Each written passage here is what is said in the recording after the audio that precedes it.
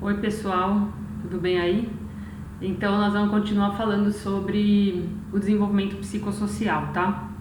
Na aula passada a gente estava falando sobre os aspectos fundamentais do desenvolvimento psicossocial e a gente falou um pouco sobre os caracteres inatos do sujeito, como por exemplo as emoções, o temperamento, algo que vem com o sujeito e na interação ele vai formar uma personalidade. Então, lembrando aquilo que a gente tinha falado da personalidade, ela não é estática, ela vai se adaptando a cada época que você vai vivendo e a cada forma de você poder se complexificando a forma como você vai entendendo o mundo, tá? Então, a personalidade é algo de cada um, é a sua máscara, mas ela vai se dando, vai se moldando de acordo com a forma como você vai interagindo com o seu meio.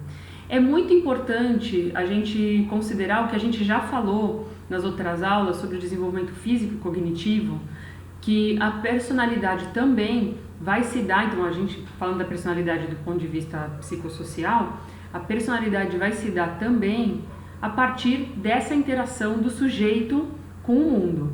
Então a importância do ambiente é o que vai dar o tom, né? A forma como o ambiente vai se relacionando com esse sujeito e esse sujeito se relacionando com o ambiente, percebendo, interagindo, dando nome para as emoções. Conforme ele vai fazendo isso, né, vai interagindo, a coisa vai ficando mais complexa, ele vai se desenvolvendo, ele vai criando memória, ele vai pensando. Conforme isso vai acontecendo, ele vai moldando e construindo a personalidade dele. Então, no início da vida, até a primeira infância, até o final da primeira infância, a gente não pode dizer que o sujeito tem uma personalidade formada. Isso só vai acontecer quando o sujeito entrar para a vida adulta. Então, a personalidade é algo que vai estar em formação do sujeito, mas tem algo que a gente já andou falando em aula, que é esse período da primeira infância é o período mais importante para a base da formação da personalidade do sujeito. Então, é o mais importante para a base do desenvolvimento físico, para a base do cognitivo e agora para a base também psicossocial. Isso é uma questão importante para a gente poder lembrar, tá?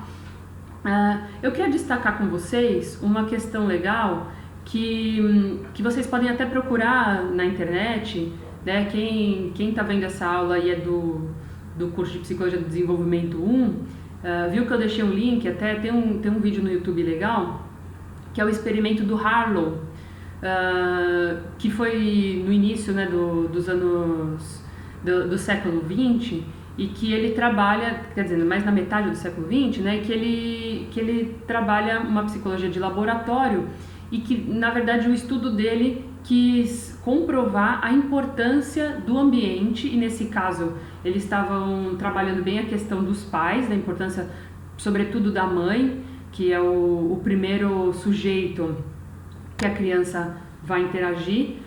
Então, eles trabalharam nesse estudo, né, do Harlow, com macaquinhos em laboratório, e se você quiser, procura lá o vídeo, experimento Harlow. Harlow se escreve Harlow.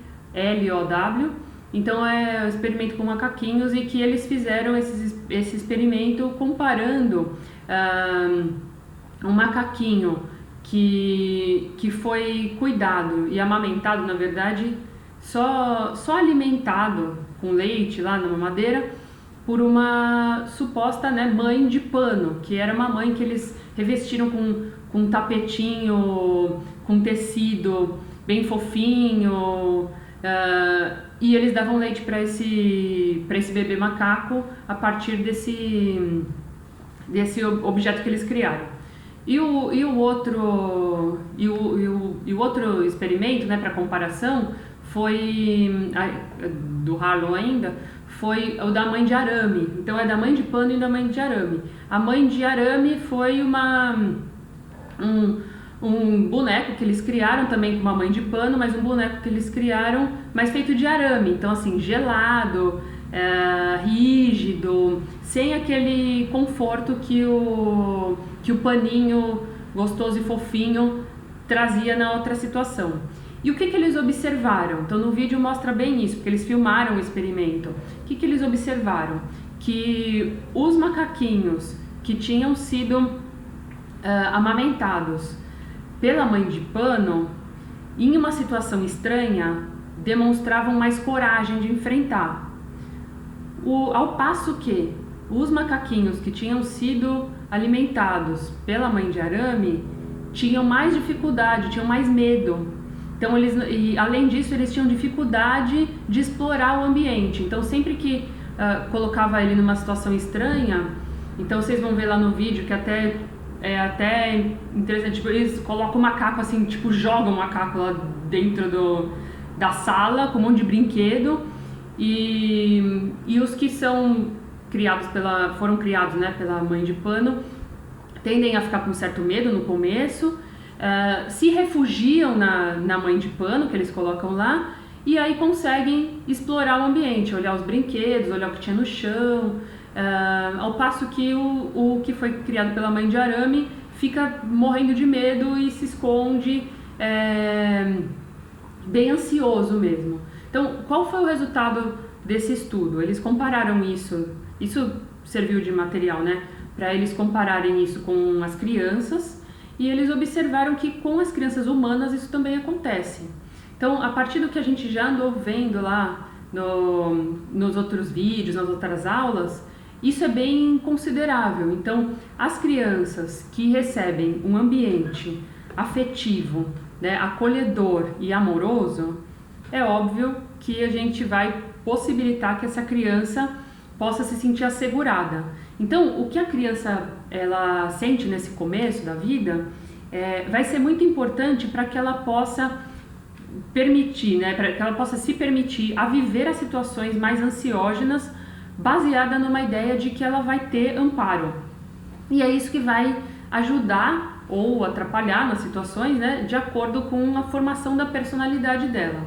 Então, lembrando também que depende do temperamento da criança, mas pelos estudos que a gente tem desde lá da época do início do século XX, né, até os dias de hoje, e hoje com os estudos da neurociência, a gente percebe que as crianças que são submetidas a estresse intensos, esse estresse relacionado à negligência, relacionado à violência, são crianças que tendem a ter problemas no seu desenvolvimento. Então isso é um fato bem significativo que a gente não pode esquecer no desenvolvimento psicossocial.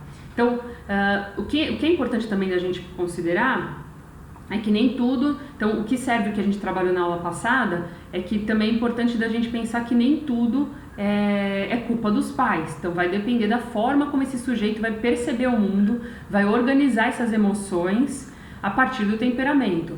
Mas o ambiente vai dar o tom de como esse sujeito vai construir a personalidade dele. Tá? Então o ambiente ele é fundamental para que a gente possa começar a perceber como esse sujeito está percebendo o mundo e como ele lida com essas emoções. Então, por isso o ambiente é tão importante para que o sujeito possa ter uma noção dele mesmo. Na aula passada a gente falou de autonomia.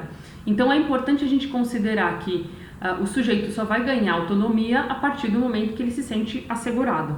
Tá? A partir do momento que esse asseguramento de que ele pertence a algum lugar. Esse asseguramento de que ele é alguém necessário, de que é alguém que ele tem uma possibilidade de construir uma autoestima. É isso que o ambiente vai trazer para ele, tá? Então, a gente vai ver também, no slide 8, você já vê lá, falando um pouco para vocês sobre a diferença, né, entre o cérebro dos meninos e das meninas, sobre o crescimento do cérebro. Isso é interessante da gente observar. O que eu quero destacar com vocês também é, a partir da teoria que tem correlação com a teoria psicanalítica, que parte da teoria psicanalítica, a gente vai ter a construção da personalidade a partir de fases. Eu quero trabalhar com vocês, especificamente, uma teoria que parte da psicanálise, mas é uma teoria do desenvolvimento, que é a teoria do Erik Erikson, para a gente falar um pouquinho sobre esse período da primeira infância. Isso vai estar no próximo vídeo, tá?